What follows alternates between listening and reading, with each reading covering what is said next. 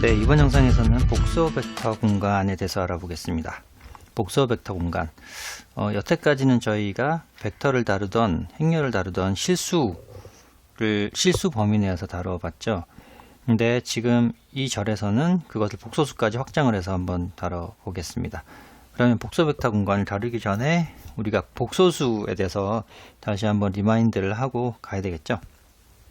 그래서 복소수의 복습이라고 하고요. 자, 일단 G라는 것을 A 플러스 BI라는 복소수라고 하면 여기서 A와 B는 실수입니다. 안 나와 있네요. 여기서 A와 B는 이미 실수고요. 그러면 복소수는 이런 형태로 표현을 할 수가 있죠.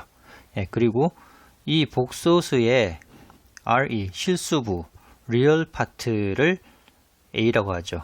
예, 복소수의 실수부가 A고 허수부는 B라고 배웠습니다. 그래서 그 실수부라는 것을 기호로 G의 RE 실수부를 A라고 한다라고 하고 복소수 G의 허수부 imaginary part를 이렇게 기호로 쓰고 그게 바로 B죠. 이렇게 기호로 이렇게 나타냅니다. 그래서 저희 교재에서는 실부, 허부라고 나타냈는데 이것보다는 실수부, 허수부라는 말이 저는 좀 더 익숙합니다. 그래서 리얼 파트, 이미지너리 파트라고 부르고 있고요.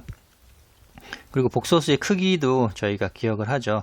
이 실수부와 허수부의 제곱에서 피타고라스 정리를 해서 루트를 씌우면 그게 복소수의 크기라고 번역을 하고 원서에서는 모듈러스 또는 absolute value, 절대값 이렇게 용어를 쓰고 있습니다.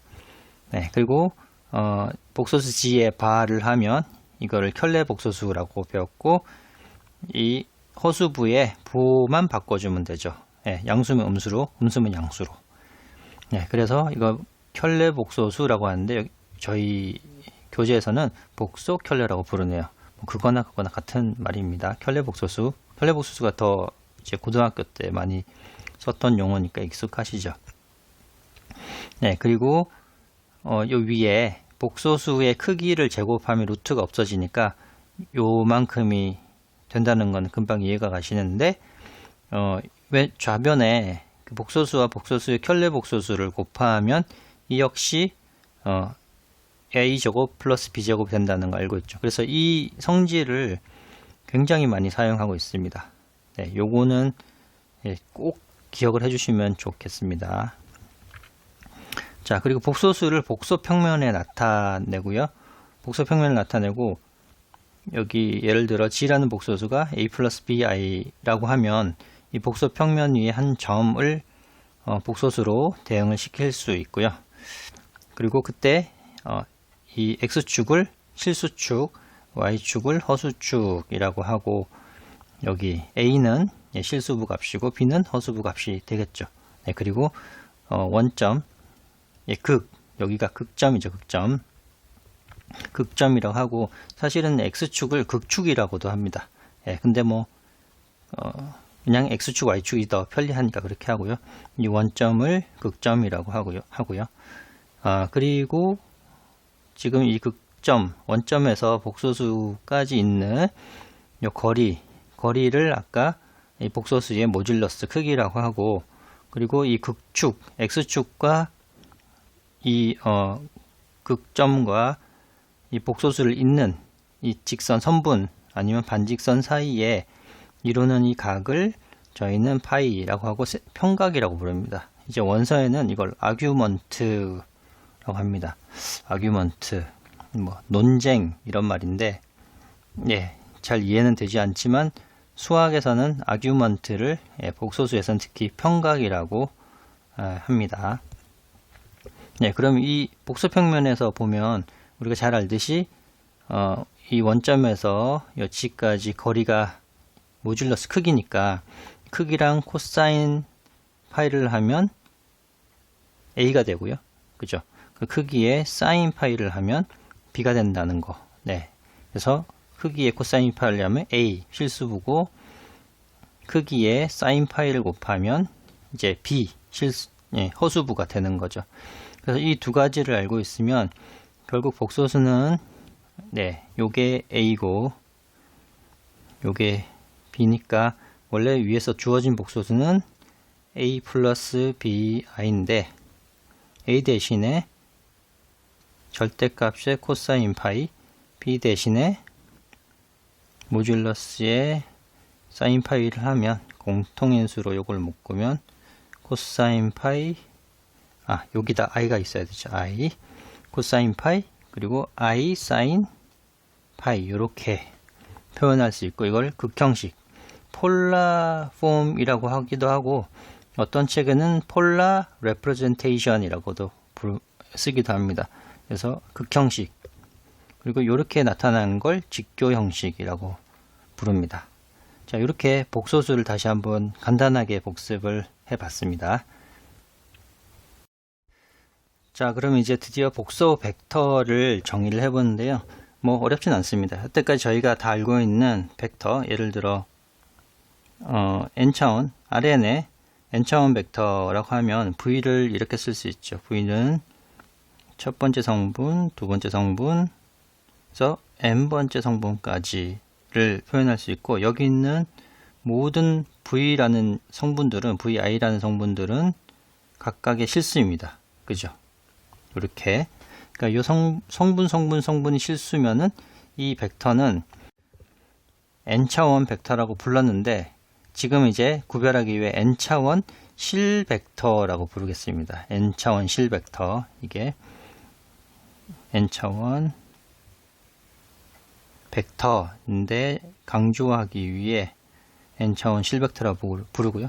그럼 n차원 복소 벡터를 어떻게 보냐면, 예를 들어 복소 벡터 하나를 C 벡터라고 해보겠습니다. C 벡터를 C 복소수의 n차원 복소수 공간에 포함되는 벡터라고 하면, 이 C 벡터는 어떻게 되냐면 마찬가지로 C1, C2, C3, Cn n개의 순서상으로 이루어져 있고, C1, C2, C3, Cn이 모두 복소수면 됩니다. 그럼 이렇게 하면 되죠. Ci는 복소수다. 네, 복소수들이다. 이렇게 표현하면 이제 복소 n차원 복소 벡터라고 하고, 요런 n차원 복소 벡터를 다 모은 Cn이라는 요 집합은 n차원 복소 공간으로 볼 수 있습니다. 왜냐하면 Rn이라는 거는 n차원 공간으로 봤죠. 실수에 대한 n차원 공간인데, Cn은 n차원 복소 공간으로 볼 수 있습니다. 자, 요렇게 정의를 하면 뭐 어렵진 않습니다. 차이는 이제 요 성분이 실수냐 성분이 복소수냐 이거 차이밖에 없습니다.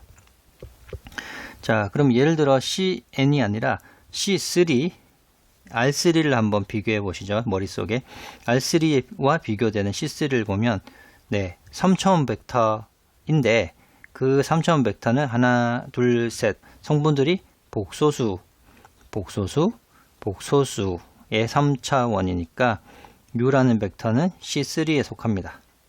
그리고 V라는 벡터도 복소수, 복소수, 복소수고 3차원이기 때문에 C3에 속하죠. 요런 C3에 속하는 벡터들이 얘를 충분히 볼 수 있습니다. 여기다 복소수, 복소수, 복소수. 그러면 일반적으로 Cn 복소 벡터 공간에 속하는 벡터들은 일반적으로 V1부터 Vn, n개의 순서상으로 나타낼 수 있고요. 그 n개의 순서상을 다시 한번 써보면 V1부터 Vn까지고, 이 V1이 복소수인데 V1을 A1 플러스 BI, 허수 단위를 써서 A1 플러스 BI를 V1이라 하고, A2 플러스 BI를 V2라고 하고, 이런 식으로 AN 플러스 BNI를 VN으로 쓸 수 있죠. 복소수니까. 이거를 우리가 벡터의 덧셈으로 벡터 덧셈의 성질을 나타내면 이런 실수부만 쭉 모아서 이렇게 할 수 있고요. 플러스 허수부 BI, B1i, B2i, BNi를 모아서 i를 밖으로 끄집어낸 다음에 이렇게 표현할 수 있습니다. 그럼 여기서는 모든 a와 모든 b는 다 실수죠. 그죠? 그러니까 여기 벡터는 실벡터, 여기 벡터도 n차원 실벡터가 됩니다. 자, 그리고 여기 n차원 실벡터를 이 v벡터의 실수 부분만 뽑아냈기 때문에 이 v벡터의 실수 부분만 뽑아냈다 그래서 벡터 v의 실수부라고 하고, 그리고 이 뒷부분에 b1, b2, bn까지는 벡터 v의 이 각각 허수부만 뽑아냈죠. 그죠?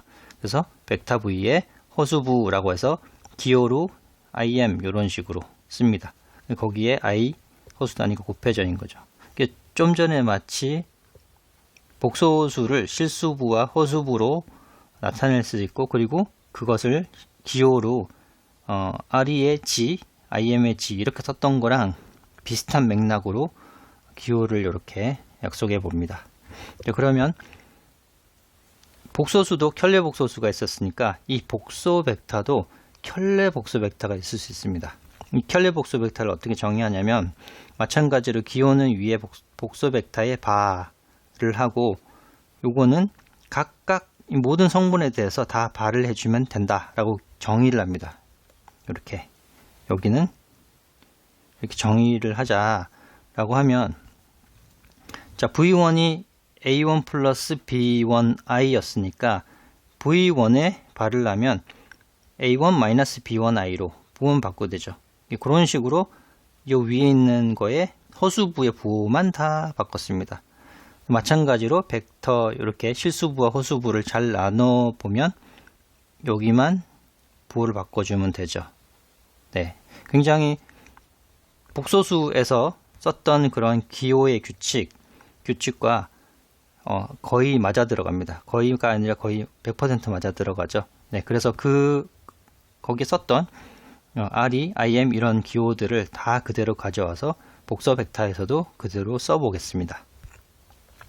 자, 다음으로 이제 복소 벡터를 정의를 했으면 복소 행렬도 볼 수 있습니다. 우리가 실행렬, 앞에서 행렬 배운 거는 예를 들어 행렬 A가 n by n 행렬이다, 또는 이제 강조하기 위해서 실행렬이다, 리얼 매트릭스다 라고 하면, 이게 A가 n개 이런 식으로 됐고, 요 모든 성분이 실수입니다. n 곱하기 n의 모든 성분이. 이러면 이제 실행렬이 되는 거죠. 그러면 예를 들어 A가 n by n